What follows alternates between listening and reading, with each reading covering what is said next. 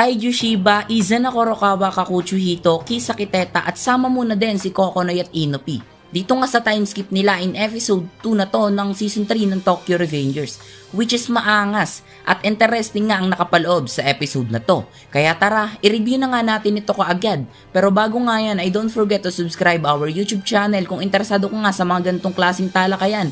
At ipalo mo na din ang ating Facebook page, Anime Real Quick Page channel, para always ka na nga ma-notify if meron nga tayong bagong video. So bali simulan na nga natin ito kaagad. Let's G!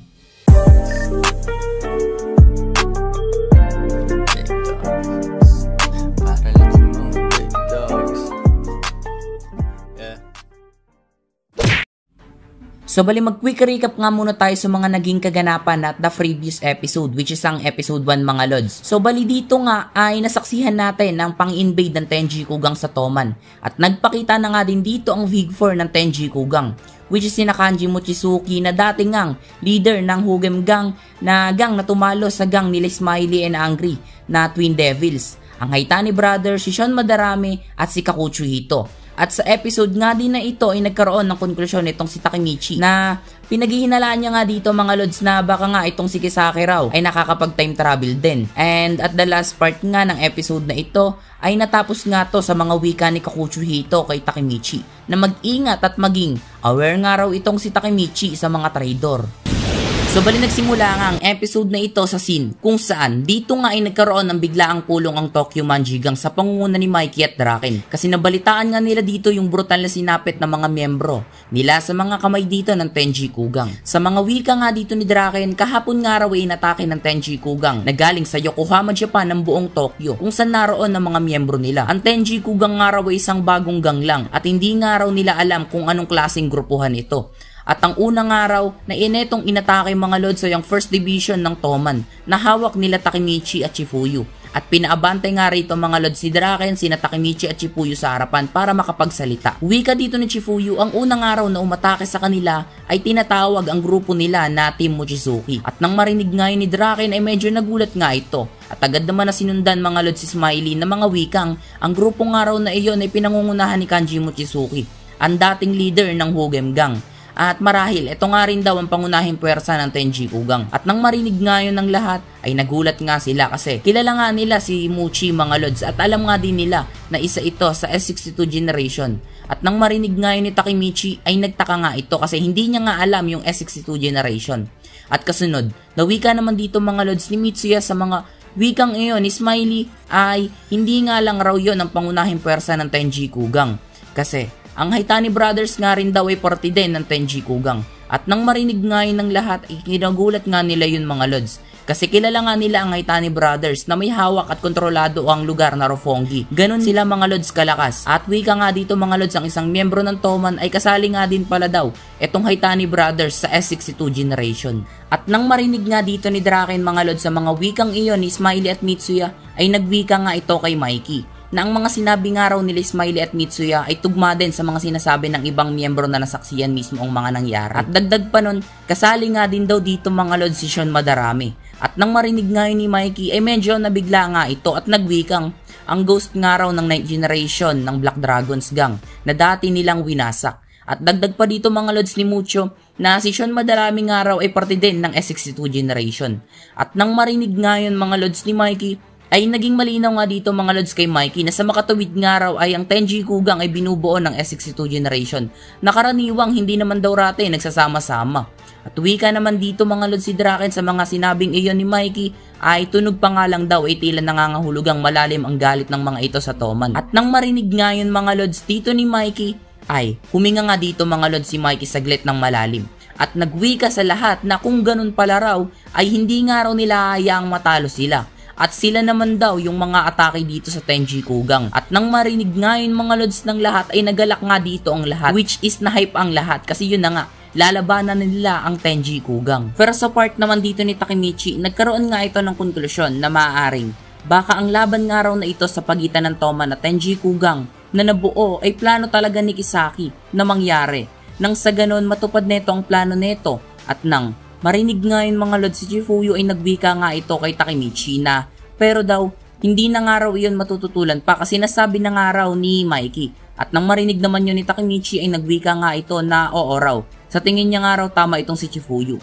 To make story short ko na lang mga lods, na dito nga ay binigyan mga lods ng advice na itong si Chifuyu, itong si Takemichi na bumalik nga raw ito muna sa hinaharap. At alamin ang mga naging resulta. Sa lahat mga lods, kausapin nga raw muna na ito si Naoto about doon, kumuha ito ng impormasyon. At nang marinig nga yun ni Takemichi, ay dali-dali nga itong pumunta kay Hinata Tachibana habang iniisip ang lahat. Mga wika sa isip niya na ano na nga raw ang nangyayari ngayon at ano na nga raw ang mga mangyayari pa sa susunod. Ano nga raw ang ginawa na itong si Kisaki at talaga ba raw na nakakapag-time travel talaga itong si Kisaki? Hindi niya nga raw gustong bumalik pa sa hinaharap. Pero sa ngayon nga raw wala siyang choice kundi gawin iyon. Gagawin niya nga raw na bumalik ng madalas hanggat maaari sa hinaharap para lang baguhin ito. Then dito, nang nasa harap na nga siya dito mga lods ng apartment nila Hinata Tachibana na GF niya, ay may bigla nga ditong tumawag mga lods sa pangalan niya at yup, si Hinata Tachibana nga yun at walang iba na GF niya. At dito nga ay napansin ni Hinata Tachibana yung galos si Takemichi sa mukha niya, kaya agad-agad nga itong lumapit at nagwika mga lods kay Takemichi na nakipag-away na naman daw ito, no? At ayun na nga mga lods,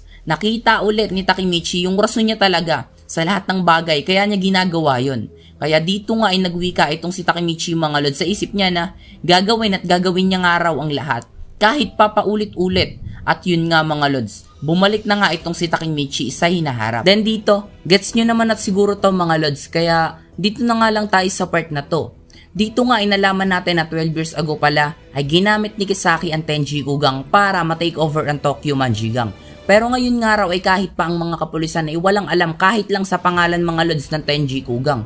At etong si Kisaki nga raw ngayon ay patay na. At nang marinig naman iyon mga lods, si Takemichi ay nagwika nga ito na so that means pala raw nabigo itong si Kisaki. May nangyari ba daw na hindi naisip na itong si Kisaki? Sa part na to, nakuha nga dito ng larawan ni Izana Kurokawa yung atensyon ni Takemichi at naalala yung mga wika ni Kakucho Hito na si Izana Kurokawa nga raw ang hero niya. Kaya dito nga ay napatayo itong si Kisaki at nagtanong kay Naoto na sino nga raw itong si Izana Kurokawa. At nang marinig nga ayon mga lods, si Naoto ay nagwika nga ito kay Takemichi na si Izana Kurokawa nga raw ang isa sa top head ngayon ng Toman mga lods. At sa tingin niya nga raw, ginamit daw nito ang pagiging leader ng Black Dragons Gang. At nang marinig nga ni Takemichi ay nagulat nga ito at napawikang, leader ng Black Dragons Gang ba raw kamo? Ito nga raw ang leader ng Tenjikugang. At nang marinig nga ni Naoto ay nagulat nga ito sa sinabing iyon ni Takemichi. Kaya dito nga ay tanong ni Takemichi sa sarili niya, ano nga raw ang mga nangyari? Hindi nga raw iyon katulad ng nasaksihan niya sa nakaraan. At sabay na wika naman dito mga lods si Naoto ay siya pala raw ang leader ng Tenjikugang. Pero hanggang nga raw na iyon ay at dugtong na wika naman dito mga lods kaagad ni Takemichi ay oo nga raw. Nag-e-exist nga raw sa nakaraan hanggang na iyon.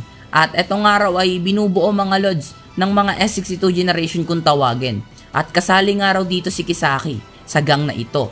At nang marinig nga ni Naoto ay napawika nga ito na siya pala raw ang leader ng Tenjikugang. Takemichi nga raw, nakita niya na nga raw si Izana Kurokawa sa nakaraan. At sa tingin niya nga raw, ngayon ay mahalaga din ang pag-check dito. Titignan niya nga raw ang background na itong si Izana Kurokawa at ang Tenjikugang din. At nang marinig nga ni Takemichi ay napawika nga ito na sige raw. At pwede ba daw na gawin niya ng mas mabilis iyon? At siya naman daw ay may gagawin siyang paraan para makakalap ng impormasyon. At nang paalis na nga itong si Takemichi ay nagwika nga ito mga lods itong si Naoto sa kanya na Takemichi nga raw, sana daw matapos na nila iyon. At sa pagkakataon na ito ay nang marinig nga ni Takemichi ay napawika rito si Takemichi na sana nga rin daw. Then dito, while naglalakad nga itong si Takemichi sa labas ay napaisip nga ito na kanina nga raw ay sinabi niyang meron siyang gagawin na paraan pero ang totoo talaga daw wala talaga siyang idea kung ano ang gagawin niya. Then dito napahinto nga itong si Takemichi at naalala niya nga dito yung mga dating miyembro mga lods ng Black Dragons Gang at napawika sa isip niya na ano na nga raw ang ginagawa ngayon nila Inopi at Kokonoy na dating mga miyembro ng Black Dragons Gang. Wala naman daw ang mga ito sa list ni Naoto na mga patay na. Kaya siguro may nalalaman daw ang mga ito na impormasyon kung sakaling makausap niya sila. Pero wala pala raw siyang idea kung nasaan ang mga ito ngayon. At dito nga ay habang blanco itong si Takemichi ay bigla nga itong napalingon sa gilid niya at natanaw yung simbahan kung saan naganap ang Christmas Showdown. At yun nga mga lods, pumunta siya doon kaagad.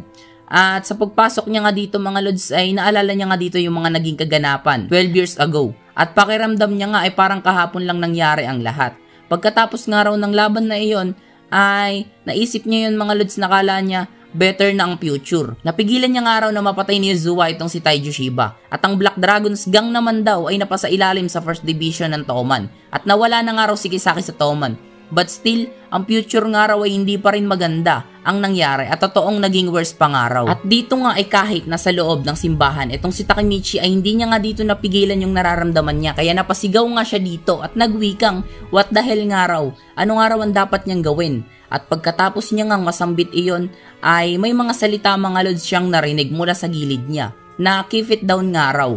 At nang lingunin niya nga yun mga lods, ay dito nakita niya mga lods etong si Taiju Shiba sa timeline na ito na ikinagulat niya naman mga lods. At dito nga ay nagwika itong si Taiju Shiba sa kanya na lahat nga raw ay namatay na. Kamusta nga raw itong si Takemichi? At dito nga ay napawika itong si Takemichi sa isip-isip niya na sa wakas nga raw nakahanap na din siya ng survivor na alam ang lahat tungkol sa nakaraan pagdating sa Toman. Kaya dito nga ay hindi na nagpatumpik-tumpik pa itong si Takemichi at nagwikang it's been a while nga raw. Pwede ba raw silang mag-usap kahit saglit lang? Meron nga lang daw siyang gustong malaman ang patungkol nga raw kay Iza na Kurokawa at sa Black Dragons gang. Then dito pumayag naman itong si Taiju Shiba. At yon mga lods, dinala niya nga dito mga lods itong si Naoto at Takemichi sa lugar niya.